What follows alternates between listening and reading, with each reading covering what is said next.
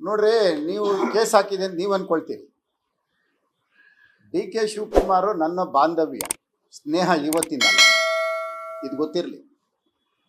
ನೀವು ಯಾರಾದರೂ ಏನಪ್ಪ Muniratna MLA, D K Shivakumar ಉಪಮುಖ್ಯಮಂತ್ರಿ, ಅದು ಸುಳ್ಳು.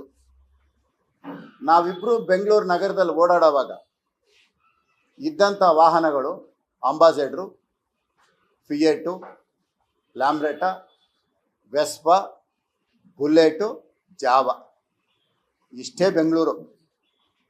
ಆವತ್ತಿನ ಸ್ನೇಹಿತರುಗಳು ನಾವು, ಈಗ ಗೊತ್ತಿರಲಿ, ಇವತ್ತಿನ ಸ್ನೇಹಿತರಲ್ಲ. ನನ್ನ ವಯಸ್ಸು 21, ಡಿ ಕೆ ಶಿವಕುಮಾರ್ ವಯಸ್ಸು 21ನೇ ವಯಸ್ಸಿನಲ್ಲಿ ನಾವಿಬ್ಬರು ಸ್ನೇಹಿತರು.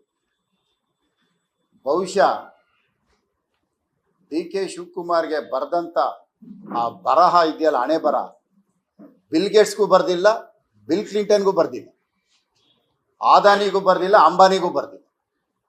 ನನ್ನ ಕಣ್ಣೆದುರುಗಡೆ ಬೆಳವಣಿಗೆ.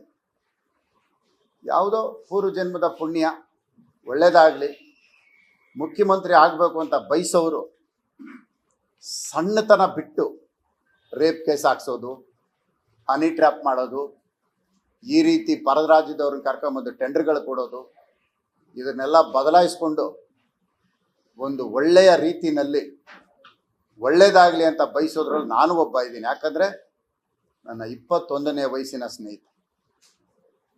ಹಂಗಾಗಿ ಮುಂದಿಕಾರು ತಿದ್ಕೊಂಡ್ಲಿ ಅಂತ ಹೇಳ್ತಾ ಇದ್ದೀನಿ ಹೊರತು ಬೇರೆ ಯಾವ ಉದ್ದೇಶನಲ್ಲ. ನನಗೆ ಮಾಡಿದ್ದು ಪಾಪ ಕೃತ್ಯ ಇನ್ಯಾರಿಗೂ ಮಾಡೋದು ಬೇಡ. ವಿಧಾನಸೌಧದಲ್ಲಿ ರೇಪ್ ಆಗಿದೆ, ಪ್ರೂವ್ ಆಗ್ಬಿಟ್ಟಿದೆ ಅಂತಾರೆ. ಶಿವಕುಮಾರ್ ಅವ್ರಿಗೊಂದು ಮಾತು ಹೇಳ್ತೀನಿ, ನೀವು ದೈವ ಭಕ್ತರು, ನೀವು ಬಹಳ ಪೂಜೆಗಳು ಮಾಡಿ, ನಿಮಗೂ ಕುಟುಂಬ ಇದೆ.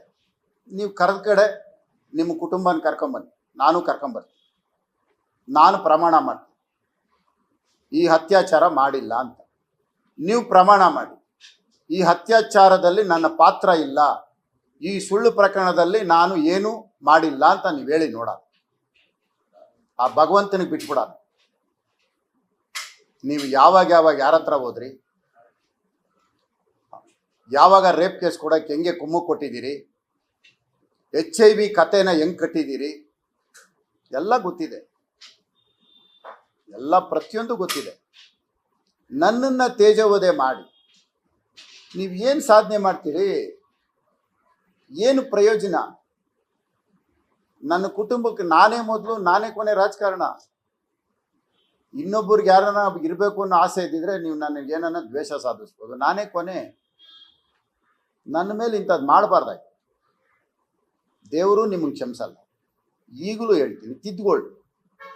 ಇವತ್ತು ನನಗೆ ಮಾಡಿರೋದು ನಾಳೆ ಇದು ನಿಮ್ಮ ಕುಟುಂಬಕ್ಕೆ ಆಗಲ್ಲ ಅನ್ನೋದನ್ನು ಮರಿಬೇಡ್ರಿ. ನಿಮ್ಮ ಕಣ್ಣೆದುರುಗಡೆ ಆಗಿಲ್ಲ ಅಂದರೂ ನೀವು ಮರೆಯಾಗಿದ್ದ ದಿವಸ ಆದರೂ ಇದನ್ನು ಯಾರಾದರೂ ಒಬ್ರು ಅನುಭವಿಸ್ತಾರೆ. ಬೇಡ, ಬಿಟ್ಬಿಡಿ. ನ್ಯಾಯಯುತವಾದ ಜೀವನ ಮಾಡಿ, ಒಳ್ಳೆ ರೀತಿನಲ್ಲಿ ಮಾಡಿ. ಇಷ್ಟು ಕೆಟ್ಟ ಆಲೋಚನೆ ಇಟ್ಕೊಂಡು ಈ ಮಟ್ಟಕ್ಕೆ ಬೆಳೆದ ಮೇಲೆ ಇಂಥ ಆಲೋಚನೆಗಳನ್ನ ಬಿಟ್ಟು ಎಲ್ಲರ ಜೊತೆ ಹೊಂದ್ಕೊಂಡು ಒಂದಾಗಿ ಪ್ರೀತಿಯಿಂದ ಬಾಳೋದು ಕಲಿ. 40 ವರ್ಷದ ರಾಜಕಾರಣಿ, 40 ಜನ MLA ಇಲ್ಲ ನಿಮ್ಮ ಜೊತೆ. ಇದು ನಿಮ್ಮ ರಾಜಕೀಯ, ಇದು ನೀವು ಬೆಳೆಸ್ಕೊಂಡ್ಬಂದಿರೋ ಸ್ನೇಹ, ಇದು ನಿಮ್ಮ ರಾಜಕೀಯದ ಬೆಳವಣಿಗೆ. ದಯವಿಟ್ಟು ತಿದ್ದುಕೊಂಡು ಇನ್ನು ಮುಂದಕ್ಕಿಂತ ಸಣ್ಣ ಆಲೋಚನೆ ಬಿಟ್ಟು ದೊಡ್ಡ ಮನುಷ್ಯರಾಗ್ಬೋದು. ನಿಮಗೂ 63-64 ವರ್ಷ ಆಗಿದೆ. ಈಗಾಗಲೇ ಕಿಡ್ನಿ ಅರ್ಧ ಹೋಗಿರುತ್ತೆ, ನನಗೂ ಅರ್ಧ ಹೋಗಿರುತ್ತೆ. ಇನ್ನೆಷ್ಟು ದಿನ ಇರುತ್ತೆ ನಮ್ಮ ಕಿಡ್ನಿ ಲಿವರ್ಗಳು? ಬೇಕಾ ಇವೆಲ್ಲ? ಮಾತ್ರೆ ತಿಂದೆ ನೀವು ಬದುಕ್ತಾ ಇಲ್ಲ, ನಾನು ಬದುಕ್ತಾ ಇಲ್ಲ. ನೀವು ಮಾತ್ರೆ ತಿಂದು ಬದುಕಬೇಕು, ನಾನು ಮಾತ್ರೆ ತಿಂದು ಬದುಕಬೇಕು. ಏನಕ್ಕೆ ಬೇಕು ಈ ಥರ ದ್ವೇಷ? ಈಗ ಮಾತ್ರೆ ಬಿಟ್ಟರೆ ನೀವು ಬದುಕ್ತೀರಾ? ಬದುಕಲ್ಲ. ನಾನು ಮಾತ್ರೆ ಬಿಟ್ಟರೆ ಬದುಕ್ತೀನ? ಬದುಕಲ್ಲ. ನನ್ನ ಮೇಲೆ ಯಾಕೆ ರೇಪ್ ಕೇಸ್ ಹಾಕ್ಸಿದ್ರಿ? ಸರಿನಾ ನೀವು ಮಾಡ್ತಾ ಇರೋದು?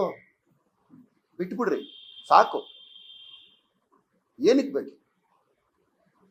ಇನ್ನು ಮುಂದಕ್ಕಾದ್ರೂ ಒಳ್ಳೆ ರೀತಿಯಲ್ಲಿ ಎಲ್ಲರನ್ನೂ ಜೊತೆಯಲ್ಲಿ ತೊಗೊಂಡೋಗಂಥದ್ದು ಮಾಡ್ರಿ. ದ್ವೇಷ ಸಾಧನೆ ಮಾಡೋದು ಬಿಡ್ರಿ. ಲೇಟೆಸ್ಟ್ ಹಾಗೂ ಇಂಟ್ರೆಸ್ಟಿಂಗ್ ಸುದ್ದಿಗಳಿಗಾಗಿ ಬಾಸ್ ಟಿವಿ ಕನ್ನಡ ಚಾನೆಲ್ನ ಸಬ್ಸ್ಕ್ರೈಬ್ ಮಾಡಿ. ಹಾಗೆಯೇ ಬೆಲ್ ಐಕಾನ್ ಪ್ರೆಸ್ ಮಾಡಿ. ಇದರ ಜೊತೆಗೆ ಫೇಸ್ಬುಕ್, ಇನ್ಸ್ಟಾಗ್ರಾಮ್, ಎಕ್ಸ್ನಲ್ಲೂ ಮಿಸ್ ಮಾಡದೆ ಫಾಲೋ ಮಾಡಿ.